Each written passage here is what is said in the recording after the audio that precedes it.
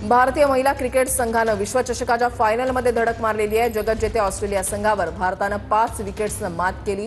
या विजयामध्ये जेमिमा रॉड्रिक्स आणि कर्णधार हरमनप्रीतचा मोलाचा वाटा आहे। फायनलमध्ये भारतासमोर दक्षिण आफ्रिकेचं आव्हान असणार आहे। येत्या रविवारी अंतिम सामना रंगणार आहे।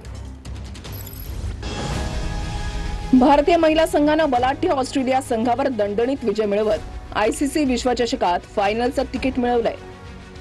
ऑस्ट्रेलियानं सेमीफायनल सामन्याची नाणेफेक जिंकत प्रथम फलंदाजीचा निर्णय घेतला आणि तब्बल 338 धावांचा डोंगर भारतापुढे उभा केला।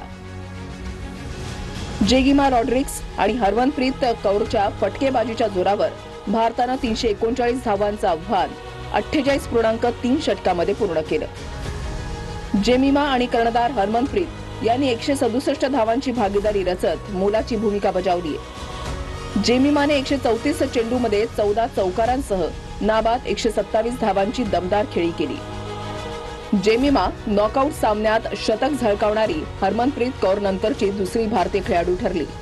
हरमनप्रीतनं 8 वर्षांपूर्वी अशीच धडाकेबाज खेळी केली होती। भारतीय संघाच्या ऐतिहासिक विजयानंतर जेमिमासह भारतीय संघाची कर्णधार हरमनप्रीतला अश्रू अनावर झाले। भारतीय क्रिकेट संघानं वनडे क्रिकेटमधील सर्वात मोठ्या धावसंख्येचा यशस्वी पाठलाग केला। या ऐतिहासिक विजयासह टीम इंडियानं 8 वर्षांनंतर फायनलमध्ये धडक मारली। ऑस्ट्रेलियाकडून फिबी लिचीफील्डने शतक झळकावलं तर एलिसा पेरीने 77 आणि ॲशले गार्डनरने 63 धावांची महत्त्वपूर्ण खेळी केली।